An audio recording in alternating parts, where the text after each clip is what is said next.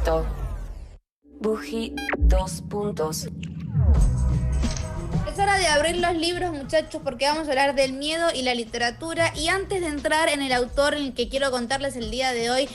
sirve recordar que ya hemos recomendado un montón de autores que, si no los conocen, tratan muy bien el miedo, como Mariana Enríquez o Edgar Allan Poe, que Edgar Allan Poe, si no me equivoco, lo usamos la semana pasada o la anterior, ya mucho no me acuerdo en qué momento, y Mariana Enríquez la usé este año y el año pasado, así que pueden ir a YouTube a buscar todos esos videos por si quieren leer terror. Pero les quiero presentar un escritor nuevo, que también es nuevo para mí, porque lo leí hace muy poquito, y cuando dijimos que íbamos a hablar de miedo dije, wow, parece que está todo escrito en el cielo y que la gente quiere que hable de él porque viene como anillo al dedo, pero lamentablemente no tengo un libro físico de él porque lo estuve leyendo en internet, porque al no poder salir de mi casa y recorrer librerías se me está costando mucho agarrar los libros físicos, que ustedes saben que yo voy a defender siempre el objeto libro antes que la lectura en internet, porque me parece que hay una cosa hermosa en el fetiche de tener un libro y escribirlo y romperlo y olerlo y marcarlo y hacerle anotaciones y revolearlo y que se te doblen las páginas y todas esas cosas que para mí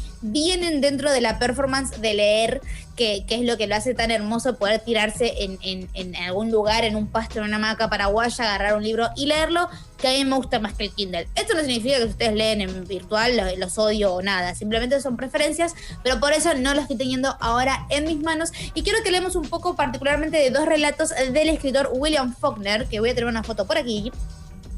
o por acá, que nunca habíamos hablado de él antes, y me parece una falta de respeto porque es uno de los grandes... Mira ese bigotito, es uno de los grandes pilares de la literatura norteamericana, sobre todo de la literatura sureña, porque él es de Mississippi, entonces va a escribir mucho desde un punto de vista que, si estamos acostumbrados a leer escritores más del tipo como Salinger, que es alguien que recomiendo un montón, él es de Nueva York, del norte del país, va a tener un punto de vista mucho más progresivo y mucho más demócrata y mucho más como acostumbrado a lo que por ahí nosotros tenemos a nuestros valores, pero Faulkner, y por eso lo traigo como... para dentro del miedo, va a hablar desde un lugar donde sabemos que es muy racista, muy defensores de la supremacía blanca. Digo, hace falta ver Mississippi Burning, por ejemplo, para entender cómo funciona ese estado o cómo funcionaba antes. Y el sur, cuando él está escribiendo, porque él nació en el 1800 y se murió en 1962, eran los años de más tensión que tenían, porque estábamos saliendo de una guerra civil que hizo que la esclavitud deje de existir y deje de ser legal. Entonces los blancos dentro de la parte del sur de Estados Unidos estaban en un conflicto constante con respecto a lo que estaba pasando con las minorías dentro de sus estados, con un conflicto con el norte también, quedaron con un montón de sus personas muertas, los dueños de plantaciones y de mansiones y los viejos terratenientes que tenían un montón de esclavos quedaron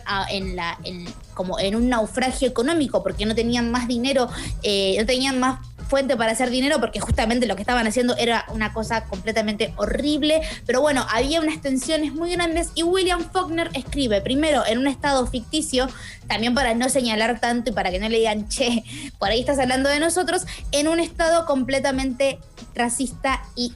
lleno de tensión. Y por eso traigo a Faulkner como el miedo, porque tenemos primero el miedo de los blancos a dejar de vivir como estaban viviendo, y también el miedo de la población negra al recibir absolutamente todos los ataques violentos que estaban recibiendo, que es mucho más terrible que tener miedo a no tener un vestido de gala para salir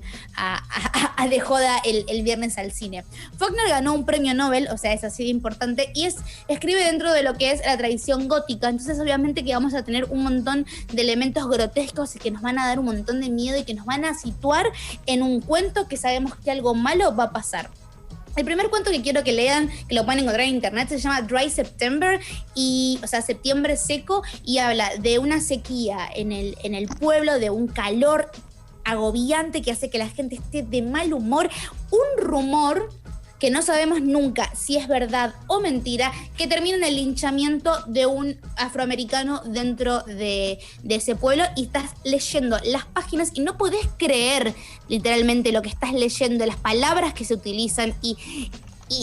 el poco interés que se tiene por la vida ajena, y sin embargo es importante leerlo para entender que exactamente no solamente funcionaba así Estados Unidos en ese momento, sino que sigue funcionando hoy en día. Una vez que leyeron Dry September y más o menos entienden cómo viene la mano de Faulkner, son cuentos que tienen 6-7 páginas, los lees en una sentada, van a uno que se llama Una rosa para Emily, que para mí es un cuento sublime que habla de una mujer tradicional sureña, esta idea de la blanca terrateniente que tiene que ser cuidada y respetada sin lugar a dudas, y un secreto que tiene esa mujer adentro de una casa donde nadie más entra después de que se haya muerto su padre. La señora Emily tiene un par de salidas al pueblo, se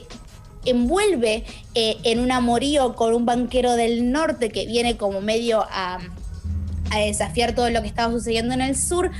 pero los detallitos, y no voy a spoilear porque como hice con Berenice, tienen que leer el final para entender el shock de lo que es ese cuento. Sabemos que de la casa de Emily sale un olor muy horrible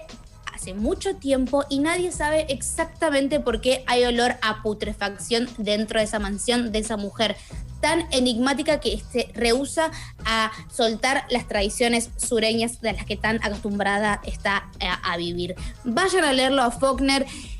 Hay una pequeña conexión para mí entre Una rosa para Emily y Psycho, la película de Hitchcock, así que aquellos que sepan cuál es el cuento ya me dirán si mi línea de pensamiento les parece que está bien, pero va por ese lado, así que no lo lean de noche por las dudas. Y como todo tiene que ver con todo, la banda británica de Zombies, que para mí es una banda que podría haber sido hitazo mundial, pero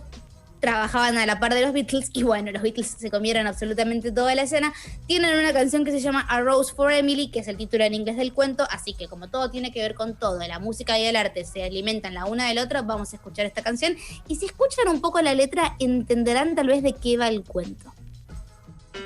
The summer is here at last. The sky is overcast.